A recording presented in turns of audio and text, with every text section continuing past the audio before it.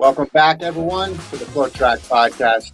I'm Kevin Sully, joined by Gordon Mack on a beautiful Friday here in Austin, Texas.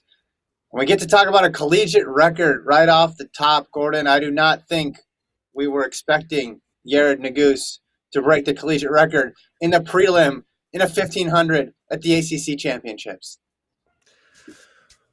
We may not have been expecting it, but I did get Sean Carlson. I'm not sure if he said it to me on the air or off air. When I did an interview with him at the after NCAAs on Zoom, I did ask hey, how's Yard going to get the standard? And he says, well, we can do it at a prelim at ACCs. And I was like, oh, okay. But I kind of was like, well, you don't really run 334 in a prelim. Maybe you can run a sub 4 mile to qualify for NCAA indoors, but you're not going to run 334 in a prelim. And he was actually thinking that the whole time. Maybe the original plan was run that 334 in Oregon against the Cole Hawkers and Cooper Tears, but that didn't work. He came back and he got it done.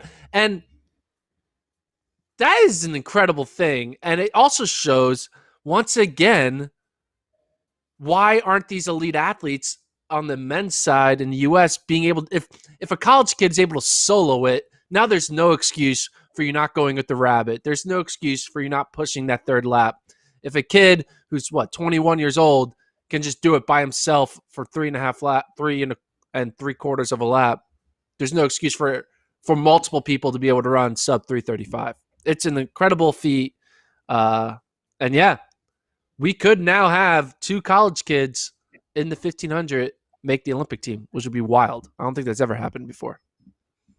It was shocking to find out. Let me just tell you about the journey of how I figured out how good of a performance this was, because it underscores just how amazing Nuguse's run was. So I'm at home last night.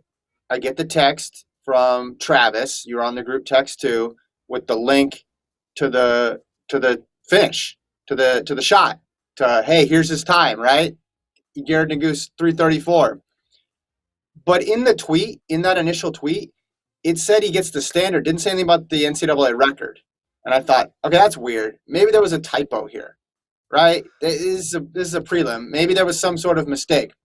So I do some investigating, right? And I find out, because there weren't that many tweets out there yet. It had just happened. But then you see other people repeating it. Okay, 334. Okay, damn. This guy just ran 334 in the prelim.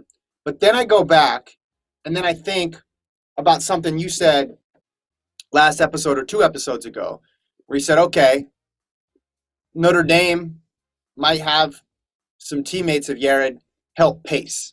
And I know it said solo in there. So I was like, okay, let me dive into the actual results, see how many Notre Dame guys were in there. There were no Notre Dame guys in his heat. Yeah. Okay. So then I'm like, there was clearly no rabbiting here. So when they said solo, there was no help from his teammates. Okay, I'm going to dive a little deeper. I'm going to go a level deeper here, Gordon. Maybe someone in that heat just went out crazy fast and served as an unintentional rabbit for Yared. Someone who wasn't his teammate, but somebody who went out in 55 or maybe 57. So then I look at the actual live splits, and what do I find, Gordon?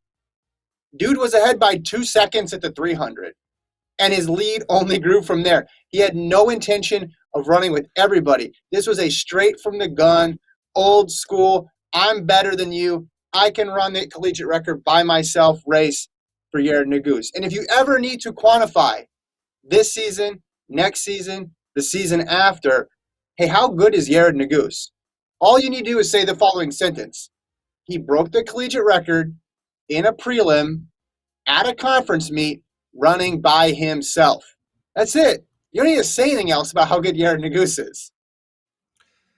Is this the first ever collegiate record? I mean, maybe you don't know, that had no pacing whatsoever? That's like an 800 and up?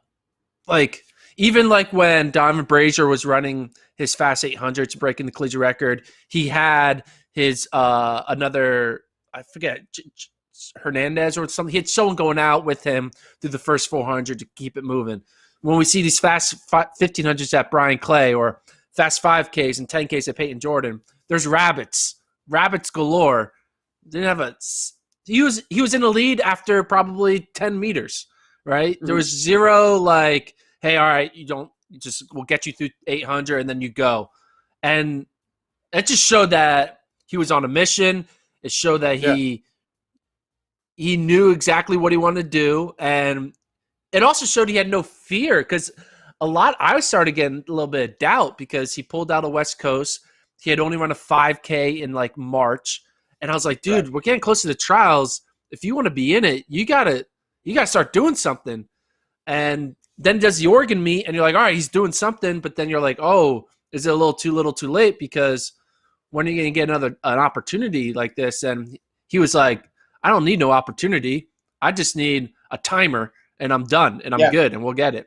And to be honest, though, if he were to ran like 3:35.5 and not gotten it, I think he still would have his world rep based on the way he's doing it. He would have kept on attempting it, and if he would have had like 3:35s and 2 3:40s under his belt, he probably would have got in on world ranking. But now there's no math involved. It's an obvious. I have the standard. If I'm top 3 at the Olympic trials, I'm an Olympian. And he simplified it. And hey, man, we'll go through our U.S. rankings, but I think I was ahead of the curve because you'll see where I had him in my U.S. rankings. It was before this performance.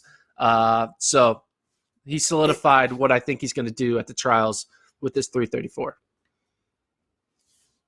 This was, in many ways, it's strange to say, but it just speaks to the 1500. This was the perfect opportunity to run the fastest time because say things weren't going well by 1200 or by 1000, he could shut it down, cruise in, still make the final. He doesn't need to risk the 10 points. He is on a team still. He is in college still. Those things are still important.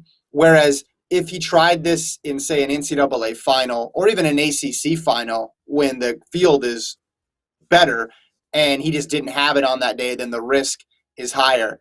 But we always talk about moments in the sport and when they're magnified and when they become a bit overshadowed.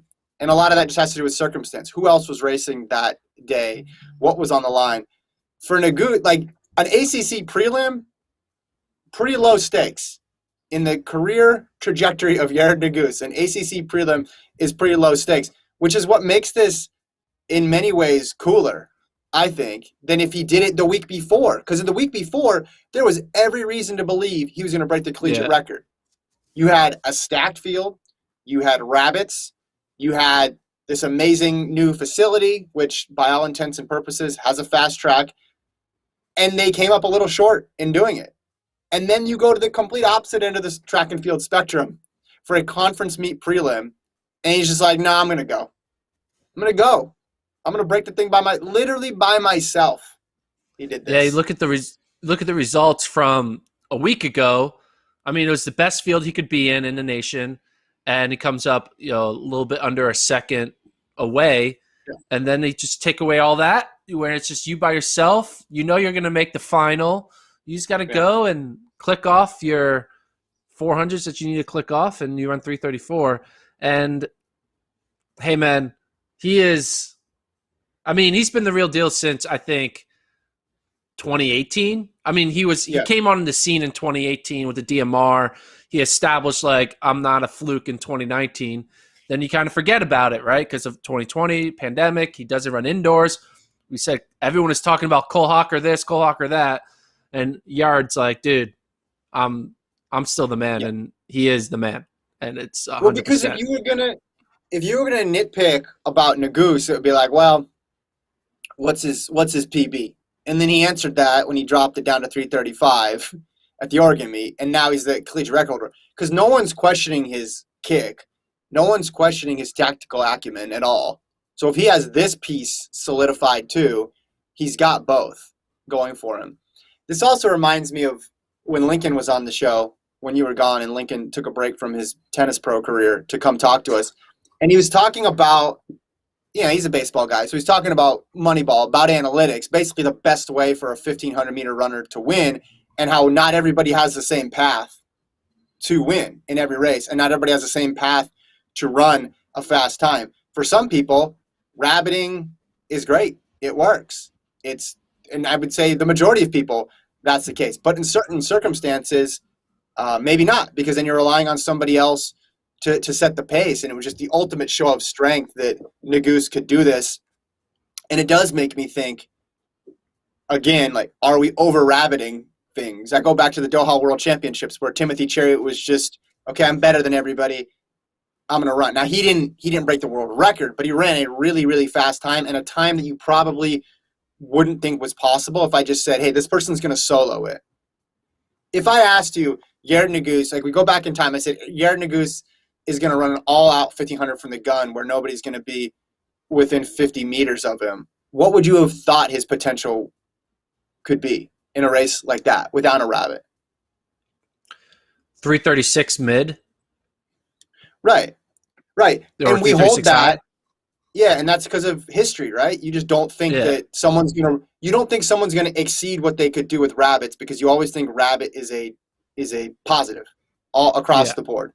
Not necessarily with 800, but with 1,500 and up, you always think the rabbit is the best way. But it reminded me of those other crazy collegiate, like the Jenny Simpson solo 5,000 run, the German Fernandez indoor mile solo run, where people were just so much better, and because of the circumstances, there was a conference meet or they couldn't find anybody to run with them, they just are left out there on their own devices, and it's the purest form of running, right? It's running that these athletes probably experienced when they first got into the sport and they were better than everybody, but their high school dual meet, they weren't sending rabbits out to run with them, I don't think, unless they were very sophisticated high school.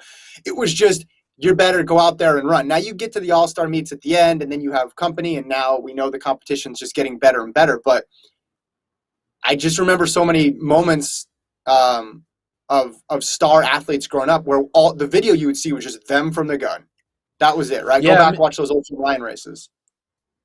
I mean, if we look at bring up on the screen, this is the previous collegiate record, Josh Kerr's 335.0 that Nuguse broke. Look at there. Kerr is in 4th place.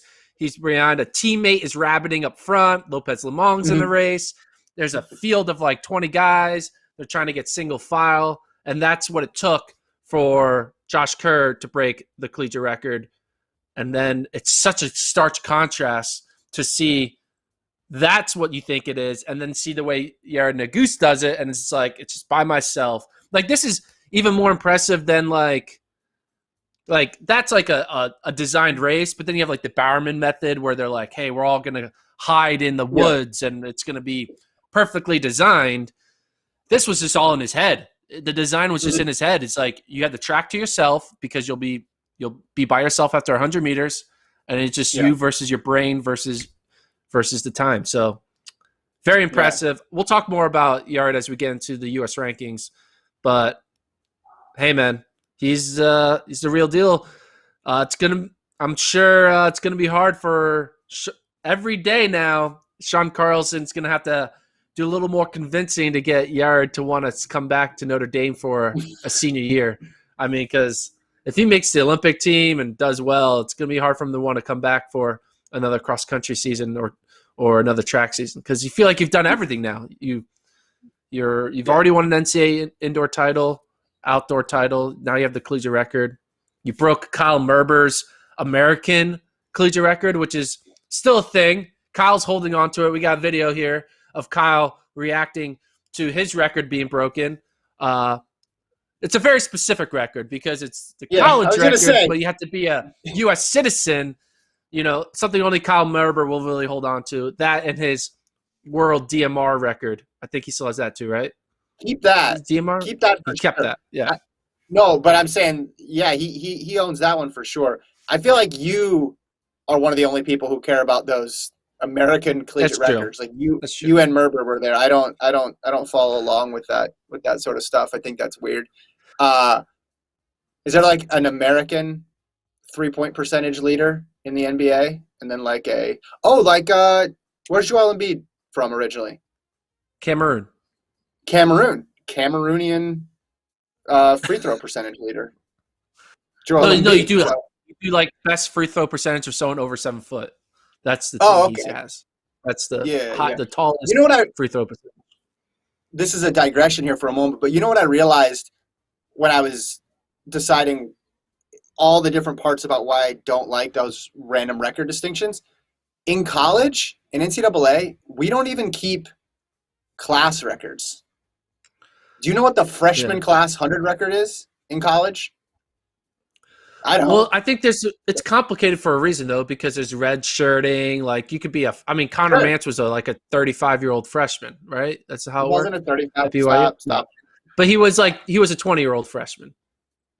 He Yeah. was. My He's point either is, it doesn't matter because it's just, and yeah, in the same reason, the nationality doesn't matter because the NCAA is not broken down by nationality. sure. There's school records, right? Because they're different affiliations with schools, but it doesn't matter. And it just made me think that that's the same thing with grades. There's no grade or eligibility level. Anyway, this I was do want to say a one thing.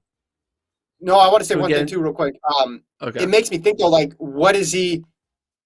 All that to say, could he go faster with rabbits if he runs a European 1500 this summer in Monaco or wherever? You know, can he go 332? I don't want to say that just because he did it without rabbits in this race that he couldn't go beyond that with rabbits. It's just a fun thing to think about. I do want to say when we did get the photo of Yared's win in our group chat between you, me, and Travis, you had a nice little side note. Notice Uh-oh. where the photo crops.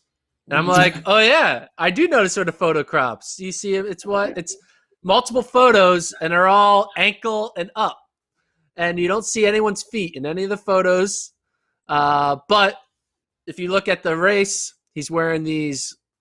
What are those? Orange pink shoes. And if you go back to Oregon Twilight, you look at the shoes. It's got to be the shoes, right? Is that No, the thing though? no. No, we don't Well, want to take okay. away from what he did, but it is No, no. the thing where we're saying is Notre Dame is a Under Armour school, and Here's the thing, though. shoes. We Here's saw the thing. Nico Young did it with his American Junior record. Everyone's wearing these shoes, man. These But here's Nike the thing. shoes. Here's the thing. We talked about this before. I obviously believe that shoes help because otherwise people wouldn't be trying to wear them. But Yeah, as that picture shows, put that picture up again. That's from the Oregon Twilight meet where he ran 335 high. He wore them again at the ACC prelims and ran 334 solo. So you have a good apples to apples comparison. So even if you're accounting for the shoes, right? It's still ridiculously stupid that he was able to break the collegiate record solo in an ACC prelim. And yeah, the shoes are going to continue to be a topic of conversation, obviously. But are you tired of talking about the shoes yet? I think you've been tired of talking about the shoes since the shoes started. I was really tired of talking about the marathon shoes because I also kind of I don't really care much about the marathon if I'm being honest. I'm just kind of like, dude, it's 26 miles. Don't I say think that. the storyline, but the storyline between what mile you do tomorrow. 2 and mile 23 is always the same. Oh, they're on pace. Oh, they're off pace. Oh, they're on pace. Oh, I was like, it's just like a war of attrition, and kind of visually watching a war of attrition isn't that much fun for me. Again, I love what they do. It's amazing watching Kipchoge break 2, watching the women run fast on the American side. It's all great. But anyway, regardless. So I didn't really get in love with the road shoe controversy, but these track shoes, now seeing the college kids all run fast sub 13:30 5Ks, the women running fast 1500s. You see now a collegiate record here. Clearly something is happening. At first you could say, hey, it's because they had a 2020 year-long base training phase, so they're all ready to go. But that could be part of it, the under-raced and ready to go and peaking. But also another part of it is these shoes are pretty good. So I'm excited for your interview tomorrow with an unnamed person based on your feelings of the marathon. This is going to go really well. I'm excited. Stay tuned on Monday to see who Gordon interviewed on, or is going to interview on Saturday. Knock on wood. Yeah, listen, the sprints are not impacted by this, and I find it nice that you don't have to talk about that with the sprints. You don't have to have all the caveats in there about this, that, and the other. But again, I mean, the fact that he's wearing them in back-to-back races and one was so much more impressive than the other because of circumstances, we're still able to appreciate that performance. obviously. And listen, what was Yared before the? I mean, he was a 3:38 guy, but that he never really got a crack at a crazy fast time before. So it's not as if it's taking people who are 4:10 milers and having them beat Josh Kerr's NCAA record. In any event, We did have a few other yesterday conferences started. I just want to point out two things. The men's 200 is already looking good on SEC as Bowling and Laird ran pretty quick prelim 200. So looking forward to see that final. And Brandon Miller, the freshman from Texas A&M, like basically soloed a 146.0 in the 800. I know it's not 145 or 144, but 146.0 is pretty good for a freshman. We remember him 2 or 3 years ago as a sophomore, junior in high school. He was lighting it up at the AAU scene. But, hey, if he can keep developing like this, I wouldn't be surprised if he's able to kind of maybe get into the 144 highs. And maybe Brandon Miller could sneak onto an Olympic trials final. Like, that would be pretty cool as a freshman. So, yeah, A&M, man, they keep producing their 800-meter stars, right? So, running by yourself is the new running with the group now. Everybody's just going to Nuguse it. I think that's the Everyone's thing. Everyone's going to Nuguse it. To the front. Prelim time is PR time. I think that's what we can say from here. Prelim time is PR time. Turn that into a shirt. Prelim time is PR time. Anybody in the chat, graphic designers, hit us up here. Let's make it happen. I'll wear the shirt on this very show once I get my microphone fixed. And my shirt is just going to be – this show's going to take off at that point. Are there other college things before we talk about the pro meet that starts tonight and goes on to Saturday? No, not much. It was only two conferences doing some early things, but hey, Monday we'll have a lot to talk about. So, yeah, for sure. All next week is going to be great. So the sound running meet, the track meet on Friday and Saturday. I just want your thoughts on who needs a big race this weekend. Who do you need to see something from this weekend to have confidence in them about a month away from the Olympic trials? Central. I need to see something from Central. I did the men's 1500. They got to have a response. These guys who are all getting paid money. Just saw a guy who's doing it for free in college, or at least a scholarship. They need to respond to this. They can't let a college kid just be like, yeah, the best we can do as a group is 338, and this college kid runs 334. I mean, I interviewed Eric Avila. You can see if you put up the screen the interview I did with him in Sedona after filming a workout with him. And I asked him, man, why aren't people doing it? And he just said it takes some balls, man. And apparently everyone wants to not be that guy. And so everyone's like, oh. It's like your turn. Oh, you.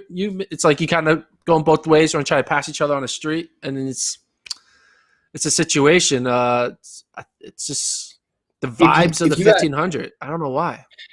How badly does a person who doesn't have the standard just want Yared and Nuguse to show up at their meet and just be the perfect rabbit? Just, hey, Yared, you know what you did in the ACC prelim? Can you just do that?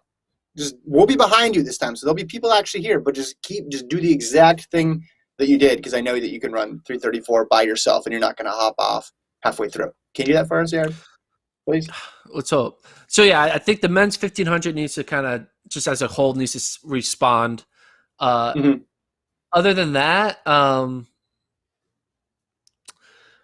don't know. I think someone like Lopez Lamong is going to be in the meet. I haven't seen him run much since 2020. So some of the under-raced athletes, I just kind of want to see what they're doing, because I looked into it. Really, there's only like 4 more weeks of potential race weekends, counting this weekend, because the 5th weekend would be the weekend right before, which will only be really the NCAA athletes who are there running that weekend. We're running out of time, and you got to show that you're race sharp, because you can't just show up and be like, yeah, I ran fast in 2019. I'm ready to go. Yeah. So I'm excited to see some of the season debuts from some of the Bowerman athletes on both the men's and women's side. But overall, nothing is really specific, to be honest. I'm just waiting for it to play out, right? I'm just waiting for more data points to play out and then really hone in that final 2 weeks to really understand, okay, these are the people who can make a team. these are the sleepers, these are the heavy favorites, these are the I don't know, will you make the Yeah. final types, and you kind of can really understand the landscape of every event. So The women's 8, I think, is interesting here because you feel good right now in the United States with Mo and Wilson, and then you have a whole bunch of people. And Rogers obviously has a silver medal, but she was like 159 at Mount Sac, and then you have Martinez and Grace, all these people who are like jammed into that 159 space. And in this heat, you're gonna have Martinez again, so it'll be interesting to see if she can do it again. You have Hannah Green, who didn't race last week, your pick to make the team, who's obviously capable of running that fast or faster. And then someone like Nia Akins, who could be a finalist again at the Olympic trials and have a shot at grabbing that third spot. So you get to see those people. And then you have some nothing to lose folks who are running this event as an off event. So Laura Muir's in there, GDS is in there, and Eleanor Purrier. And the reason why I say it's nothing to lose is because was that a train? Is that outside your house? sorry. It's at my That was house. impressive. Yeah. Gordon conducts trains on the side. The reason why it's nothing to lose is like if Purrier runs 202, okay, she's a 1,500 meter runner. But if Purrier drops a 158.3, you're just thinking, man, she is really fit right now. Looks like Travis made a shirt for me. This is good. Prelim time is PR time. It's such a cheesy phrase too. Like it's just like you wouldn't wear one? Dad joke. It's like a dad joke for track. You wouldn't wear one? I would wear one. 100%. I mean, our boy Lincoln wore a quote from Fred Curley. I don't even know what the quote was, but he just made his own shirt after watching doing a FloTrack interview. As a PR. Turned into a t-shirt. Yeah. He said no such thing as a PR. Lincoln made a bunch of shirts when he was here. He made a Kipchoge shirt. He got really into the novelty shirts. I just think Nuguse should patent. Like I'm giving that to Nuguse, right? He can use, like, we'll put his face on it. You know what I mean? He should put his face on that thing. That's me at Khalifa Stadium, by the way, in Doha. That was the most full it was for the entire 10 days we were there. Just kidding. That's a joke. Okay. Really. Anything else? Alex, hold on. I want to get into. Hold on. I got some chats. I got to check on the chat here real quick. Alex says Joe Klecker will solidify his 10K Olympic spot this weekend. Mm-hmm. And Mark says, how does this affect Centro's theory of keep running those 338s, boys? Yeah, I mean, Centro, at the same time, like, Centro did outkick Cole Hawker before we knew who Cole Hawker was. And right. I don't think Cole Hawker all of a sudden was, like, becoming that much better. I mean, it was just, like, early season. We just didn't know who he was going to become.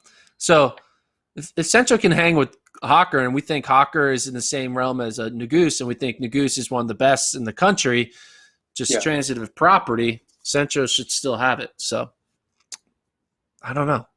That's what's great about this race. You have that vibe of like, can the Olympic champion really get dethroned by college kids? Like that doesn't make any sense, but we're kind of seeing that right now potentially. That's why I watched the race. Centro was a college kid one time, and he was taking down the pros. So it's true. It happens. It's the circle of life of a track athlete. Women's 15 is going to be good too. Danny Jones, Jessica Hall, Sinclair Johnson, Shannon Roberry, Corey McGee, Heather McLean, Kate Grace, Coburn's in there as well, Gemma Ricci. It's sort of like a 800, 1500 steeple mashup in the 800 and the 1500. Everybody's sort of running all over everybody else. From the college perspective, you got BYU will be there. So you have Mance in the 10K, and then you have Orton and Wayman in different heats of the 5,000. So if you're a college fan, keep an eye on that. Sprint side of things and hurdle side of things, Bromell is in the 100, and then the high hurdles, Devin Allen, Omar McLeod, and Aries Merritt. So the field for Bromell is, he's not racing Lyles. Gatlin's not in this one. Baker's not in this one. So he should win this one comfortably. He's faced some good people already. It's not it feels sort of backwards from a normal season where you start off just racing lesser competition and then eventually find your rivals. But he jumped right into it and beat his rivals, which obviously sets the bar very high for him going into this weekend. So it'll be fun to see. I don't know how fast the track is, whether it needs to cooperate, all that other stuff. But good to see him running again. Are you ready for our first ever Kevin Reacts segment? I am. Okay. This was Gordon's idea. Do you want to explain it? It's not that creative, but it was your idea, and we'll see if it works. So I'm the one in charge of creating rankings on our website for NCAA, for USA, all that stuff. And I updated after another month later, I updated our U.S. top 15 individual rankings for every event going into the Olympic trials to kind of see where I think our projected order stands as of right now. Now, obviously, this will change probably one or two more times before the actual trials. But as of May 14th, this is where I have standings or top 15. And Kevin doesn't know what they are. He hasn't looked at them yet. I told him not to look at them. And I kind of want to get Kevin's first reaction to some of the rankings where I am ridiculously off or surprisingly on. I want you to baptize me by fire with your takes on my rankings. So we won't do them all. You guys can check them all out on the website, but we'll do some notable ones. Are there any rankings that you personally want to see first, Kevin? That you're most kind of interested? Are we gonna do all of them? Scroll. I'm gonna go lightning round. I'm gonna pretend like we're back in the office and you're sitting right next to me.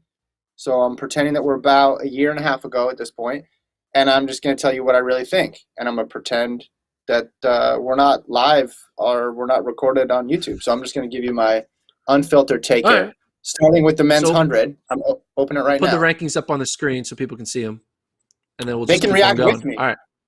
There you go. We can do a group reaction. Everybody can be like, what is going on? Okay, here we go. Men's 100. Bromell, Lyles, Gatlin, Baker, Jovan Martin, the college kid. Okay, that's fine.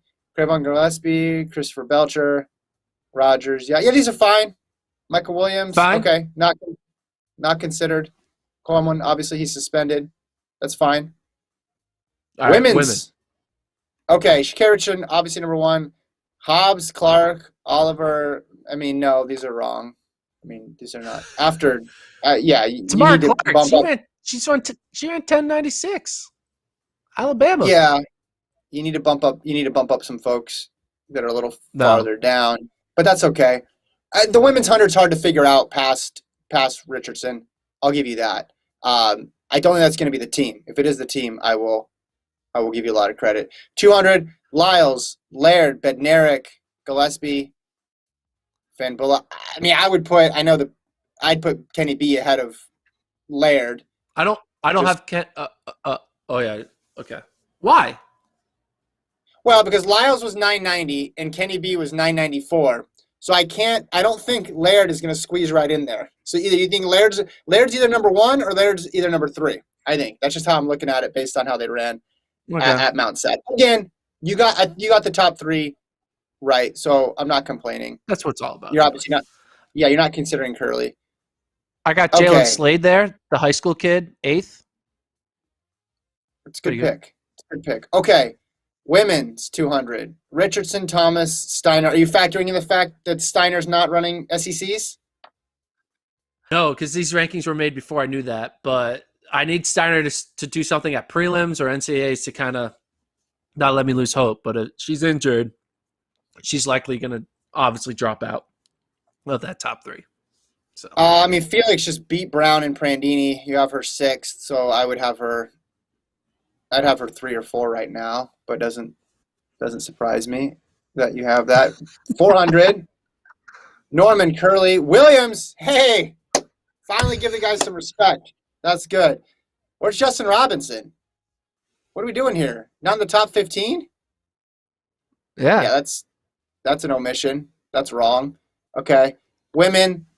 Wow. Shamir Little, Quinera Hayes, Wyland Jonathas, Phyllis Francis, Kendall Ellis, Shaquem Wembley, Lena Irby, Jessica Beard, Kaylin Whitney, Clayton Roberts. I mean, again, you have Felix too low, but that just seems to be a trend here. So Little. Yeah, I think she's going to run it. No, I think she's going to run it. 100%. I think she's going to run it. I think a lot of 400-meter hurdlers are also going to run the 400. But I mean, based on what she's done, I don't think it's terrible. I don't think it's a terrible Well, pick. I think she's clearly better than everyone right now in the open four. The people who we think of, like the Waylon Jonathas and the Phyllis Francises and the Kendall Ellises, they haven't been running consistent 50 O's or 49 highs. They've been running the 51s, Right. 52s. They've run 23-second 200s. It's just like no one in the women's 400 is really giving me any confidence outside of Shamir Little. So I think she deserves to be first. And Allison Felix, again, yes, she ran a fast 200, but like she still has only run 51:36 so far. She goes out and runs a 50-0, then she'll probably start moving up the rankings. Yeah, I use the powers of extrapolation to come to the crazy conclusion that if she runs a fast 200, she's probably going to be in good 400-meter shape. I know it's a wild theory here, but anyway, 800, men, Brazier, Hopple, Murphy, and then 4, DK Metcalf. Interesting. I don't know why you did that. I'd have Harris ahead of Rhodes, but yeah, top 3 looks good. Women, I think Mo number 1. I mean, what are we doing here? What? She's running insane. Yeah, but I'd still have Wilson number 1. Rogers over Green, then McLean, Grace, Edwards, Martinez, Johnson. Yeah, it's so close. Liam Miller, the NCAA champs, way down in 50. This event is just very, very deep. Very, very deep. You notice the difference in this ranking now? There's Heather McLean, Kate Grace, Sinclair Johnson, all in the top 10. Those are 1,500-meter runners. I think there's just going to be a rise of 1,500-meter runners entered in this event because the 800's after the 15. So it's going to be that one last shot at making an Olympic team, and we'll see a bunch of 159 milers, 1,500-meter runners, kind of hop into this event to try to break up the Rogers, Mo, Hannah Green, Wilson quartet. Okay, men's 1,500. So this is what I don't get. This is why I see there's some inconsistency here. So men's 1,500, you have Centro, obviously going off of past performances. So if you're going off of past performances, you probably still have Ajay Wilson still as the number 1. No, if I'm going off of but like I think Mo's run like multiple fast times recently, and has shown she has 400-meter speed. True. Right, but so have Nuguse and Hawker, who are behind Centro. Nuguse and Hawker running 335s and 334s is not the same as a thing Mo running 157. 157 is like top 3 in the world when all is said and done.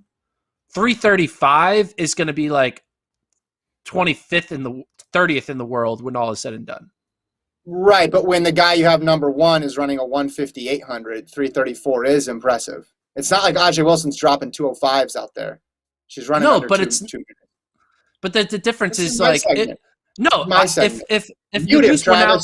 Cole Hawker would have gone out and run 329, I would not rank Centro over Cole Hawker. But he ran that's different from a 329. 335 is the equivalent of like running a 159 800. You're comparing them to the world. I'm comparing them to each other. No, compared to the world because no. UDIM. Next topic. Keep going. All right. No. Here we go. Women's 50. Hold on. So you have what is this? Centro, Nuguse. The show's gone off the rails. What does that say? Gordon's takes. Okay, good. So you have Centro, Nuguse. So you clearly knew ahead of time he's going to run 334. Very clever. I don't know how you hacked that information out of them. Hawker, Engels, Murphy, Thompson. Yeah, I'm not going to argue with this. This is fine. This one actually is fine. Again, it reeks of hypocrisy with your women's 8 pick, but that's okay. Women's it's wild that we just assume that we're like now at the state where we think putting 2 college kids on the Olympic team is just, that makes sense. Isn't that wild Yeah, I mean they're that really we've good, come to they're that really good point? college kids. Yeah, Well, listen, the way I look at this is if you're anywhere within the top 10, you still have a chance because the margins are true. so small and the amount of Yeah, information we have. So it's like Angles being 4 isn't like disrespectful to Angles because a guy who's ranked 4th who gets 2nd, that's not a huge difference based true. on your prediction. Okay, women's 15. Now, I'm probably going to get mad at you about this, but let me see. Houlihan, Purrier, Osika, Grace, McLean, Johnson, Simpson. Yeah, Simpson 7 obviously is wrong because I bet a large amount of money with you on that one. I mean, Osika, I get it. She just ran the 4 flat. But again, if we're going to use past performances, I think we got to throw Jenny Simpson up there. You know, she ran the Yeah, 410, wasn't great. But if we're that's a comparing her past to, performance too. A 410 is her but if we're, past performance as well. You have to keep that well, a into 150 is consideration. Centro's past performance. And I know the women's field's deeper than the men's field, but it's a little too far down. But okay, I mean, Houlihan Purrier won too. So you got the important part in the right Yeah. order for now. 1,500 looks okay to me. 5,000. Chalimo, Fisher, Kincaid, Lamong, Klecker, Tier, Bohr, Arasa, True, Kipchirchir, Young. Hunter down there in 14th. We talked about him last show. Okay, that's fine. I feel like you made these not that controversial because you didn't want to argue with me. I don't. Usually, there's something that's really dumb by this point that you Well, have. like I got Cooper Tier there, 6. That's pretty good for a college Yeah. kid. You should have. You But have Robert Brandt 7 spots too low, but other than that, I'm yeah. fine with it. Well, in this situation, 15th is like top All American, so he made.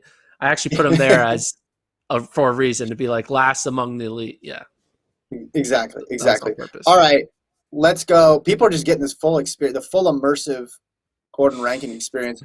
These Women's rankings are 5. premium Schweiz. too, so you guys are getting the rankings for free right now. That's what's great about Yeah. it. So tune into the pod for more of this type of content. Okay, so 5. You're assuming that Purrier doesn't run. You're assuming that Houlihan doesn't run. Correct. You're assuming that Simpson doesn't run. And you have Schweizer, Schneider, Roberry, Cranny, Frazier, Sisson, Infeld. I'd probably put, now I'm saying this the morning before she runs or the day, 2 days before she runs with Frazier, but I would put Sisson ahead of Frazier right now just because we haven't seen Frazier for a while. But Cranny right there is a sleeper because Cranny, beat Schweizer in that really fast 10K, so I could see her winning the whole thing actually, but I could also see her getting 4th. These are fine. These are good. Yeah, I don't I'm good have any, with I don't fine, have any man. issue with these.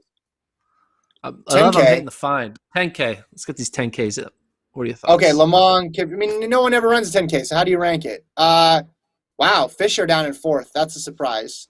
I would have thought you had him making the team because you thought he's going He, to make the team every year since basically he was well, born. I have him making the 5K team. Oh, sorry. Man, so you think his chances are better in the 5K than the 10K? That's interesting. Yeah. I see the opposite. I think the opposite, but okay. Kincaid, Mance, Jenkins, Arasa, Career, Nur, Klecker, Brandt, again, too low. Rodriguez, Farrell, McMillan. Women, Schweizer, Cranny, Schneider. Man, you're big on those 3. Sisson 4, Huddle 5, Infeld 6, Hall 7. Yeah, Huddle, her 5K was not great at Mount Sac, so she's got to figure some stuff out. So I'd probably have Huddle lower, but I'd have her training partner Sisson. I'd have her on the team. I don't know who she's gonna bump out. Like, I don't think I don't think they're incorrect, but I feel like Emily Sisson's gonna find a way to get on the team in either the 5 or the 10. Like, I feel as if she's just too good of a runner. There's gonna be people who get hurt. There's gonna be people who make the one event and then drop out of the other. I just feel like Sisson's gonna be on that team. She's too solid. She's too consistent. She basically has 3. She'll have 3 shots to make the team: marathon, 5, and 10. I just think she's too good to miss on all 3. That's a good point. Not on this list, but could be It's added like to the this Sixers. list. It's like the Sixers. They just have to win one game, and they got the Heat, the Magic remaining, right? They got completely blown out, just in embarrassing fashion by the Heat with all their starters. But you're like, no, they'll win at least one more. There's no possible way that they're going to lose to the Magic twice and lose the number 1 seed. That's how I feel about this women's team. If that happens, man, I will not be a happy person. But there's one athlete on this list that is not listed. One athlete that's Yeah. not listed on this list who might become listed, and I want to know where you would rank her. If Wayne Kaladi gets her citizenship in time, which she is trying to, and it's looking like it may happen, where would you put her? Where would you slot a Wayne Kaladi on this top 15? She's been pretty close to Schneider. Yeah. Going back to that meet in December. Let's see. Yeah, 31:10, 14:58 in the 5K. I'd put her in. You said the 10 or the 5? The 10. I'd say 10 is probably her best shot. I'd probably put her 5th or 6th. 5th or 6th? Right Okay. now. So not on the team. Well, it depends who runs it, right? So, I mean, the 5K is going to be first. Run it. Yeah. Yeah. Right now, I'd have her 5th or 6th. Sarah mentions that Sisson's only running the 10K. We'll see. Okay. Schneider's second.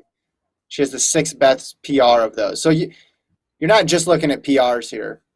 You're looking at a whole host of factors. Well, the thing for 5Ks and 10Ks that I try to keep in mind is speed. So I kind of look at a lot of their mile times to kind of really understand, like, all right, who can be there for those final 4 laps, because I think that's going to be what's going to make or break making teams, is who has the best kick. And if you're just like a grinder, you kind of, I mean, you see that right now in my 5K rankings for the men's NCAA. I have Wesley Kiptoo like 6th or 7th because I've realized he's going to be the one with the worst kick of the group, even though he can solo 13:23.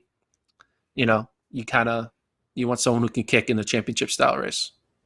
Mm-hmm. All right, hurdles, and then we'll do steeple. Holloway, Roberts, Mallet, Crittenden, Allen, Trey Cunningham. Yeah, I mean, not going to quibble with that. Women's high hurdles, Harrison. Yeah, Harrison, Clemens, Brissett, McLaughlin, Tania Marshall are the top 5. I think it's going to be I think Harrison's going to make the team, and then I think it'll be 2 collegians, I think, if I had to pick right now. So I could see a Brissett, Marshall combo there. Are you surprised about Sydney now already ranked 4th? Well, did you do that because that's where she's supposed to be, or did you do that because you're trying to? No, I did that because that's what she's supposed to be. Come on, man. I'm not no ESPN First Take and being like, LeBron James is not the GOAT. Are you kidding me? He is the GOAT. No, he's not the GOAT. You know, no, she's run 12:65. That's a legitimate time. Yeah, it's a legitimate time. I don't think she's gonna run it. So I think it's a moot point. But okay, why not? Maybe she'll run Is she the huh? Maybe she'll run it. You're right. I shouldn't have said that. I shouldn't discount anybody running any event. But are you gonna put your focus into the event where you're the second fastest in history, or are you gonna do one where you're on the border of even making the team? So, and I could see someone like Tania Marshall or some of these other collegians are going to run something big when it comes to time for NCAA championships, just because it always happens. And I think that would knock her down as well. 400-meter hurdles, our favorite event. Let's see if you have Muhammad or McLaughlin first in the 400-meter hurdles. Well, first for the men, Benjamin, Holmes, Selman, Quincy Hall. It's fine. Then you have Muhammad, McLaughlin, Little, Spencer, Tate, Carter. Yeah, this is the order I would probably have based on what they've done so far. Little looking solid in there. I think she'll try to do both. But you got to have Muhammad over McLaughlin right now for the time being. Wow, men's steeple. Okay. So Sean McGorty just has to run once, and he's the number 1 ranked steepler? Interesting. Well, yes. No. 100%. 100%. Okay. Okay, so you're worried about Hold on. On Monday, I said you were worried about Jaeger, didn't I? You did it? You asked me that?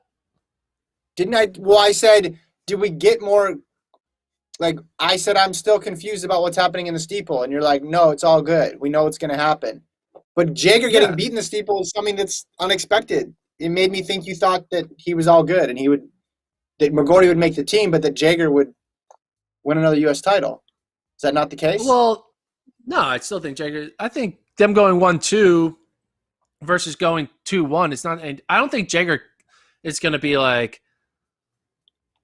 He's won so many national titles that I don't think he's going to. I don't think he's looking at this trials as like I need a win. I think he's looking at it as like I just need to make the team. I think he's going to approach it, especially coming off of injuries. I think he's approaching it as top 3 or bust, not I need to continue my winning streak or bust. Like, so, well, he lost the streak because he was hurt, but like he cares about the U.S. titles. I mean, there's a lot of athletes that tell you can't plan for top 3. You go into the race, you're going to gun to win. Because if you play too many games, you end up getting beat. I just think you think McGorty is essentially Jager 2.0 here. Yeah, because he runs 100%. One race, 8:20, and that's enough. Yeah, runs one race, but it's not just one race. He has run consistently fast 3Ks and 5Ks and 1500s leading up to this one race. And now he clearly showed he knows how to get over barriers. And you just look at the flat PBs and recent performances of the Hillary Boers, the Cabennies, the Isaac Updikes, and Mason Furlick. You're just like, all right. If Mason Furlick is able to beat Updike, oh, no, he didn't beat Updike, but if Mason Furlick's able to beat Cabenny and Boer easily, and then a few weeks later runs 13:24 or 13:23, I don't know what he ran, whereas Sean McGorty's in like the 13:0 category. Like, it's just a very different level of fitness. So I just think that when it comes down to it, McGorty's going to be able to run an 8:12. Yeah, I just wouldn't put him ahead of the greatest American steepler. But I would when the greatest American steepler hasn't run a steeple in how long now? How long has it been since he's completed a 3,000-meter steeple? He ran a 2K steeple, Gordon, so you need to correct the record on that one. No, a 3,000-meter steeple. How long has it been? But again, I go back to the Central argument here, though. I go back to the Central argument. You're giving him credit for past performances. Jager's a medalist. Okay. One guy shows up and runs 1:8:20, and you're like, I'm going to forget everything about Evan Jager. None of that matters. American record. I'm allowed to have certain standards. 8:20. I'm allowed to have standards that are variant per event and per person. Like, I don't need to have the exact same structure of like, no matter what, these are the rules. They're subjective rankings. I'm allowed to be subjective, and I'm subjective when it comes to Evan Jager and Matthew Centrowitz and Ajay Wilson. I'm willing to give more credence to Centro, a little less credence to Wilson, and less credence to Jager. Come on. I'm allowed to do this. It's called rankings. I'll change them in a week or two, and then you can get upset about those. I'm not getting upset. I'm just pointing out some huge oversights here. Just Evan Jager. Okay. Evan Jager. I mean, he's healthy, right? He wouldn't have run the race if he wasn't healthy. Yeah. It's more. Evan Jager's going to get second, and you're going to be like, all right. Gordon's right. You want to make the bet? You want to make the bet now? You want to triple down on this bet? I'm going to get the Felix Simpson Jager trifecta here. I'll take that. Add it to the list. Well, can I separate the bets into 3 different bets? How about we do that? We're just betting people making teams? Parlay shit. I'll make a parlay. I don't want to do that. And you have individual. You're like the house, and your odds are so much better when you make me bet all 3 need to happen versus individual. Listen. I'm taking. You can split them up. You can put them together. You can put them in a bow. You can send them to Philadelphia. I don't care. Jager's winning. Felix is making the team. Simpson's making the team. That's what's happening. That's not what's happening. Yes. I mean, I think all 3 of those things are happening, but I'm not going to parlay them. I will do individual bets. I'll do 3 individual case of beer bets on all 3 of those. I don't want beer. Again, I just want pride. What do you want? That's all I want here. You pride? I just want to. Okay, I'll give you a little certificate. That's a pride from Gordon. I want a shirt I want a shirt that says, That's put the shirt up it. again, Travis. Can we get the shirt? Can we get Gordon to wear the shirt? I don't know if Travis is. Yeah, I want you to wear the prelim time is PR time shirt. That's what I want. And then Yes. the names of all of your picks: Allison Felix, Jenny Simpson, Evan Jager on the back. Yeah, but then Naguse's face is sort of like in the background too. It's like the Yeah. back the Well, first layer. Yeah, exactly. we're on the same page with Nuguse, so we can't let Nuguse get into our controversy because we're on the same No, I'm just page. saying He's good. he's the reason for prelim time is PR time though. That's true. Right? That's true. He's a motivation for the shirt. So you got to really layer on the inside jokes here. That's what makes any good shirt. All right, last event. We're just doing the running events today, and we'll touch on some of the field stuff next week. Coburn for women's steeple, Frericks, Quigley. Not controversial there at all. Wayment, Fallon, Howard. Yes. You got this exactly right. You got the 6 exactly right on this one. Congrats. You did it. Now, obviously we feel good about Coburn, although when's the last time Coburn steepled? I don't know. Coburn and Quigley haven't steepled in a while. Well, That's how it works. Quigley hasn't. Well, but Coburn's running this weekend, Okay. right? In a steeple? She has not steepled since 2019. Since Quigley hasn't raced since, let's see, when didn't she ran, oh man, where is she did on February 6th. So she hasn't run in a little over 3 months. She hasn't raced in a little over 3 months. So I think Wayman has a chance. I think Fallon has a chance. I think Howard has a chance for that third spot. But I obviously feel really good. We saw Frericks, what she did. She looked really comfortable, and I'm assuming Coburn is fine. She just hasn't run a steeple yet. Quigley need to see more. Maybe she'll come out quickly and run, 9:20 or 9:16 or something, and then you're like, all right, it's all good. But keep an eye on Wayment. 9:31 with the debut. She's going to run a 5K this weekend. You know how Gordon takes the fast 5Ks and uses it to extrapolate the steeple times and the steeple rankings. Congrats on your rankings. These were good. They're good. Also, we'll do another PSA. Travis, if you want to bring up on the screen the Olympic trials standard list. It's in the rankings tab. I update this every week. If you want to know who has the Olympic standard, who has the trials standard, and who can get in on descending order list. So if you scroll down here in this 800, notice the 800, they take 32 athletes. So even if you don't have the standard, you can still get in descending order. I'll update that, as well as technically who are the top 32 800-meter runners. Obviously, Brandon Miller's time is going to be bumped up because he just ran a 146.0 yesterday. So update that after the weekend. And then also, it tells you who has the world ranking, that criteria. If you scroll to the men's 1500, you scroll down to the men's 1500, Travis. If you notice this, I already updated with Nuguse. But if you go back to the top, scroll up a bit more there. So if you notice the top 4 guys have the standard, then Henry Wynn, who's 5th, doesn't. But Johnny Gregoric, who's 6th, has the world ranking. And so it's interesting how it changes based off of world ranking and who has the standard. Anyway, long story short, check it out if you want to know who's sure going it's to the interesting? Olympics. It took me like 2 hours to make. I did it. I'm trying to do it. I'm trying to give the people what they want. I'm doing it for every event. I know who's going in the 20K race walk, man. Robin Stevens. Yeah? She's really good. She's in the world ranking. Robin Stevens, shout out to Robin. I just hope we don't need to use it all because enough people have the automatic time. But obviously, it's a great resource. It's a great resource to figure out who's in and who's out.